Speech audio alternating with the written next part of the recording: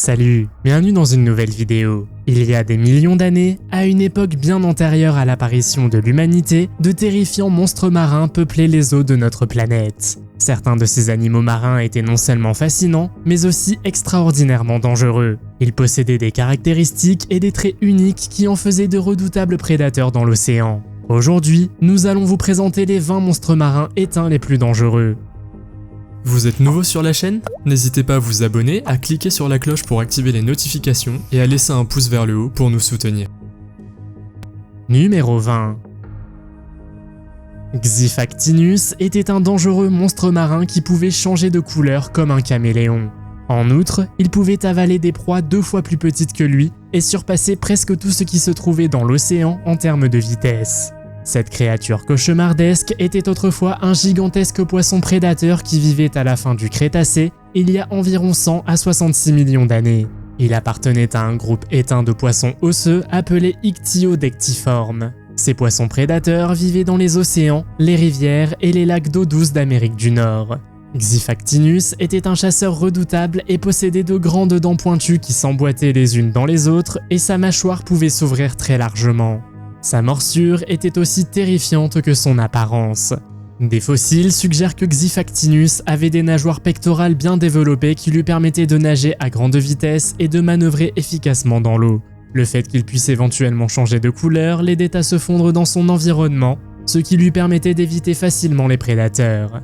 Des restes de Xifactinus plus petits dans leur estomac suggèrent qu'ils étaient cannibales. Numéro 19. Onchoprestis, également connu sous le nom de scie géante, est une espèce éteinte de poisson-scie géant qui vivait au Crétacé supérieur. Bien que ce monstre marin ressemble à un requin, il est en fait plus étroitement lié aux raies. L'une de ses caractéristiques les plus frappantes est son museau en forme de scie, équipé de barbillons mortels. L'Onchoprestis était une créature marine de grande taille, certains spécimens atteignant jusqu'à 9 mètres de long. Il vivait dans des mers peu profondes où il chassait probablement des poissons et des invertébrés plus petits. Le nom Onchoprestis vient des mots grecs onkos qui signifie crochet ou ardillon et pristis qui signifie scie. Il est parfois appelé poisson tronçonneur. Les ardillons sur son museau étaient probablement utilisés comme mécanisme de défense contre les prédateurs. Les dents du monstre marin étaient disposées en une surface de broyage aplatie. On pense qu'il s'est éteint il y a environ 65 millions d'années, en même temps que les dinosaures et de nombreuses autres espèces. Des fossiles d'Onchoprestis ont été découverts en Afrique, en Europe et en Amérique du Nord, ce qui indique qu'il s'agissait autrefois d'une espèce très répandue qui vivait dans différents habitats.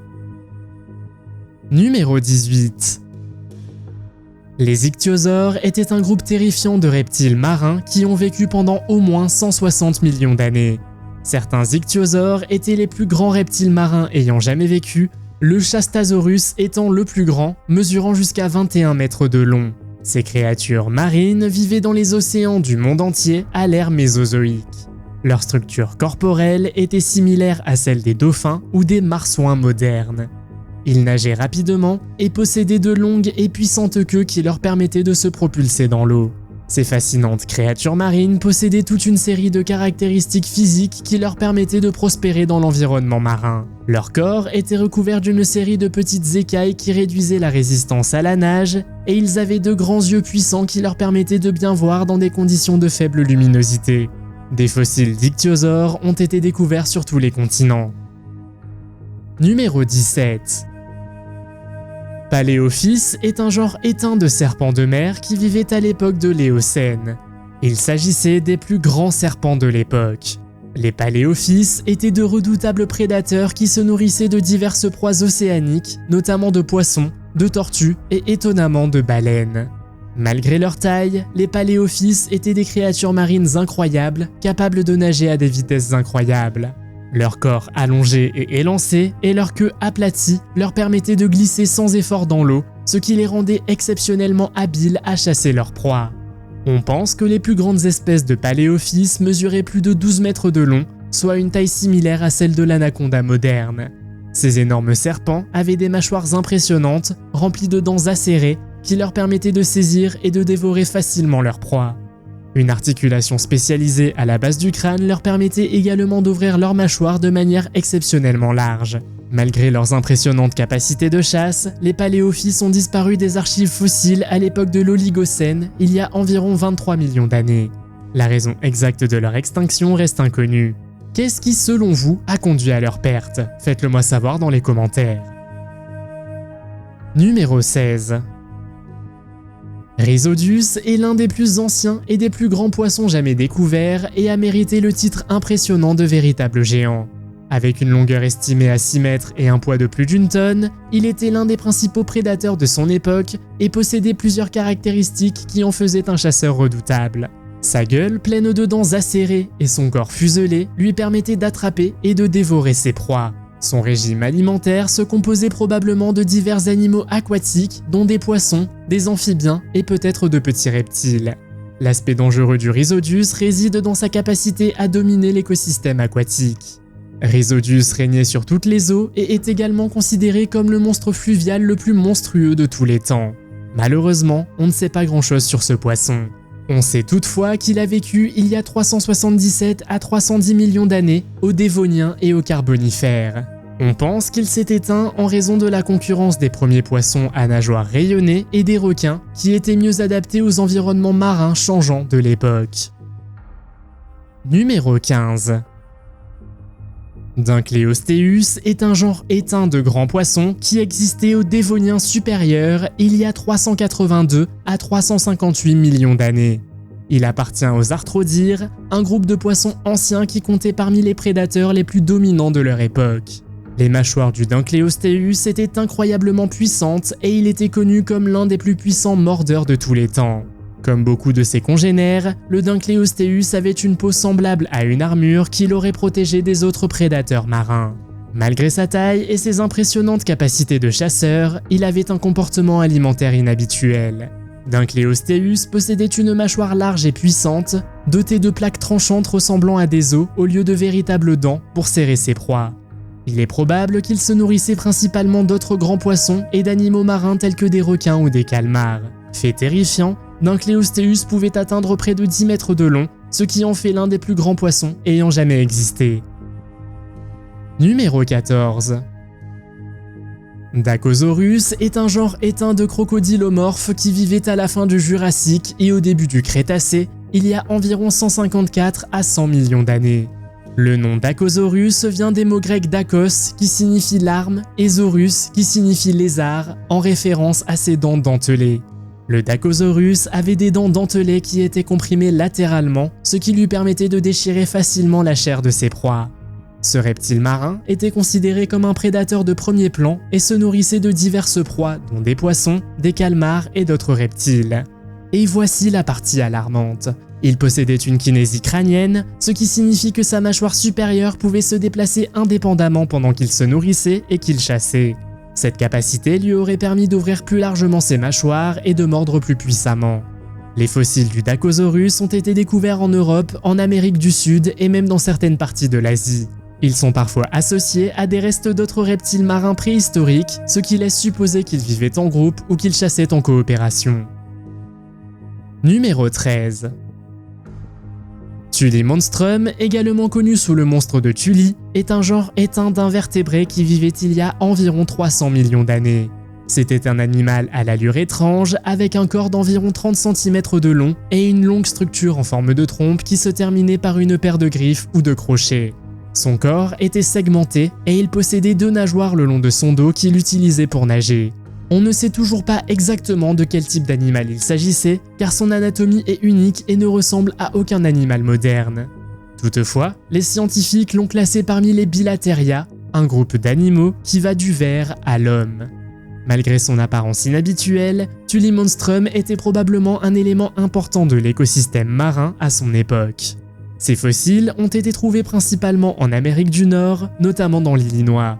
Les fossiles se trouvaient dans des sédiments, ce qui suggère qu'ils vivaient dans des eaux marines peu profondes.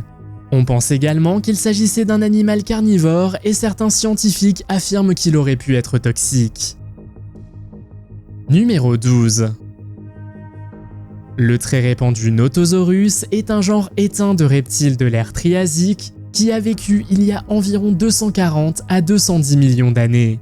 Le nom Notosaurus se traduit par faux lézard et a été donné à cette créature parce que ses caractéristiques physiques ont d'abord été confondues avec celles d'un lézard.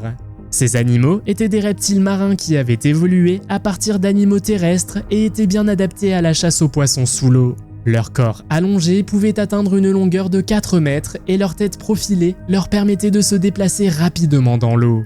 Ils avaient également des membres en forme de pagaie qui leur permettaient de nager facilement dans l'eau, ainsi qu'une longue et puissante queue qui les aidait à manœuvrer et à changer de direction. Ils étaient également capables de réguler la température de leur corps, ce qui faisait d'eux des êtres à sang chaud. Il s'agit d'une caractéristique unique que le Notosaurus partageait avec les mammifères modernes et certains oiseaux, et qui expliquait son succès dans les mers. Il avait une morsure puissante et des dents adaptées pour attraper et maintenir les poissons glissants. Ses dents dentelées les aidaient à couper facilement la chair de leur proie. Numéro 11. Le Liopleurodon n'était pas un dinosaure, mais il vivait à leur côté, ce qui témoigne peut-être encore plus de sa puissance. Ce monstre marin était l'un des plus grands reptiles marins connus à avoir jamais vécu, avec une longueur maximale estimée à 7 mètres et un poids de 2000 kg. Il avait une tête énorme avec des dents acérées et 4 nageoires qui lui permettaient de chasser efficacement de grosses proies. Les premiers vestiges du Liopleurodon ont été découverts en Angleterre au 19e siècle, mais ce n'est que lorsque des restes plus complets ont été trouvés en France dans les années 80 et 90 que les paléontologues ont commencé à apprécier la taille et les caractéristiques réelles de ce monstre marin. Le Liopleurodon était un plésiosaure, c'est-à-dire qu'il avait un long cou et une tête relativement petite par rapport à son corps. Sa tête était néanmoins énorme avec des mâchoires qui pouvaient s'ouvrir suffisamment pour avaler des proies de la taille d'une petite voiture. Ce monstre marin n'a existé que pendant 5 millions d'années, mais il aura fait sensation. La créature chassait en utilisant une technique unique appelée camouflage hydrodynamique. Elle utilisait son grand corps afin de créer une vague, ce qui lui permettait de se cacher et d'être difficilement repérable par ses proies. Une fois que le Liopleurodon était suffisamment proche, il accélérait rapidement et attrapait sa proie avec des réflexes rapides comme l'éclair. Numéro 10. Le Mosasaurus est un genre éteint de reptiles aquatiques connu sous le nom de mosasaures qui vivait au Crétacé supérieur il y a environ 82 à 66 millions d'années. Il est considéré comme l'un des prédateurs les plus grands et les plus puissants des océans à cette époque. Selon les scientifiques, il était probablement le principal prédateur de son écosystème et se nourrissait de diverses créatures marines telles que des poissons, des reptiles marins et des invertébrés. Le Mosasaurus est généralement représenté dans les océans profonds, bien que l'on sache qu'il pouvait également nager près de la surface de l'eau. Des fossiles de Mosasaurus ont été découverts en divers endroits du monde, en particulier dans des gisements marins. Parmi les sites connus, citons la ville néerlandaise de Maastricht, la voie maritime intérieure occidentale en Amérique du Nord et la formation de Hateg en Roumanie. Ils ont été trouvés près de la côte, ce qui indique que le genre fréquentait aussi bien les eaux peu profondes que les eaux plus profondes. La découverte du Mosasaurus a également modifié la façon dont les paléontologues envisageaient l'évolution des vertébrés. Le Mosasaurus et les autres mosasaures étaient des reptiles vivant dans l'eau et faisaient partie d'un groupe plus large de reptiles. La découverte de ces créatures marines a remis en question l'idée que tous les reptiles ne vivaient que sur la terre ferme. Elle a relancé la recherche sur les liens entre les différents groupes de reptiles ainsi que leurs habitats. Numéro 9. Le nom scientifique de ce monstre marin est Dracopristis hoffmannorum, mais les médias et le public l'ont appelé le requin Godzilla afin de décrire son apparence terrifiante et intimidante.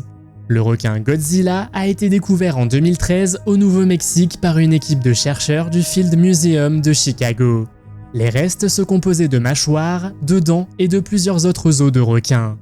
Sur la base de la taille et de la structure des restes, les chercheurs ont pu déterminer que le requin Godzilla appartenait au groupe de requins disparus connu sous le nom d'Hypodontiformes. Il s'agit d'un groupe diversifié de requins qui a existé du début du Paléozoïque à la fin du Mésozoïque, il y a environ 365 à 66 millions d'années. Ils se caractérisaient par leurs 2 nageoires dorsales, leurs grands yeux et leurs dents acérées. Ils étaient également capables de nager aussi bien en eau douce qu'en eau salée. Le requin a été nommé d'après le monstre fictif Godzilla en raison de sa grande taille et de ses puissantes mâchoires. Ce monstre marin aurait mesuré environ 2,5 mètres de long et aurait vécu en eau douce au début du Permien, il y a environ 300 millions d'années. Numéro 8. Le tylosaure est l'ancêtre des varans et des serpents modernes. Avec une longueur de 14 mètres, c'était un monstre marin terrifiant à rencontrer. Ce reptile marin massif et vorace habitait les océans à la fin du Crétacé, il y a environ 85 à 80 millions d'années. Le Tylosaurus était l'un des plus grands monstres marins qui ait jamais existé. Il avait un long corps doté de 4 nageoires et d'une puissante queue qui le propulsait dans l'eau. Le Tylosaurus était un chasseur redoutable qui se nourrissait de divers animaux marins, notamment de poissons, d'ammonites et même d'autres reptiles marins. Une caractéristique unique qui le distinguait des autres mosasaures était son énorme museau en forme de massue. Ce museau était utilisé comme une arme puissante qui lui permettait d'attaquer et de maîtriser ses proies. Il se battait souvent avec d'autres mâles de son espèce. Les scientifiques ont débattu de la fonction exacte de la forme inhabituelle de la tête du Tylosaurus, caractérisée par un museau court, un front robuste et des mâchoires gigantesques aux dents acérées. Certains chercheurs pensent que cette forme de tête était spécialisée pour mordre dans les carapaces de reptiles marins comme les tortues et les ammonites, tandis que d'autres pensent qu'elle était utilisée pour éperonner les proies à la manière d'un bélier. Numéro 7. L'hélicoprion est un genre éteint de créatures ressemblant à des requins qui vivaient au début du Trias il y a environ 290 à 250 millions d'années. Presque tous les spécimens d'hélicoprion ont des groupes de dents individuelles disposés en spirale et attachés à la mâchoire inférieure. Ces groupes sont connus sous le nom de verticilles dentaires et constituent l'une des caractéristiques les plus distinctives et reconnaissables de l'hélicoprion. La forme ainsi que la disposition exacte des dents de l'hélicoprion ont fait l'objet de nombreux débats parmi les scientifiques. Certaines reconstitutions anciennes suggéraient que les dents formaient une lame de scie, tandis que d'autres proposaient une forme plus spirale. Ce reptile n'aurait atteint qu'une longueur de 3 à 5 mètres. Il se nourrissait probablement de petits poissons et d'autres invertébrés marins, utilisant ses dents en spirale pour attraper et écraser ses proies. Numéro 6. Le Chronosaurus est un genre éteint de pliosaures à cou court, une sorte de reptile marin qui vivait au début du Crétacé, il y a environ 120 millions d'années. Leurs restes fossiles, malheureusement peu nombreux, ont enflammé notre imagination, mais la réalité est tout aussi fascinante. Le Chronosaurus était un prédateur de premier plan dans l'écosystème dans lequel il vivait, se nourrissant de diverses proies, notamment de poissons, d'ammonites et d'autres reptiles marins. Il avait une grosse tête et de puissantes mâchoires garnies de centaines de dents acérées, ce qui en faisait l'un des prédateurs les plus redoutables de son époque. Comme les autres pliosaures, le Chronosaurus possédait 4 grandes nageoires qui lui permettaient de nager dans l'eau. Ces nageoires étaient capables de générer une propulsion importante. L'une des caractéristiques les plus uniques du Chronosaure était son cou extrêmement court. Contrairement aux autres pliosaures, qui avaient un cou plus long leur permettant de mieux saisir leur proie, le cou du Chronosaurus n'était constitué que de quelques vertèbres courtes. Les spécimens fossiles de ce monstre marin ont été principalement découverts en Australie, notamment dans les régions du Queensland et du Territoire du Nord. Numéro 5. Nous pouvons accepter les requins géants, les baleines royales et les reptiles mordants. Mais il faut vraiment s'arrêter aux scorpions anciens et extraterrestres, n'est-ce pas? Les euriptides, mieux connus sous le nom de scorpions de mer, étaient un groupe d'arthropodes qui vivaient dans les océans il y a entre 470 et 251 millions d'années.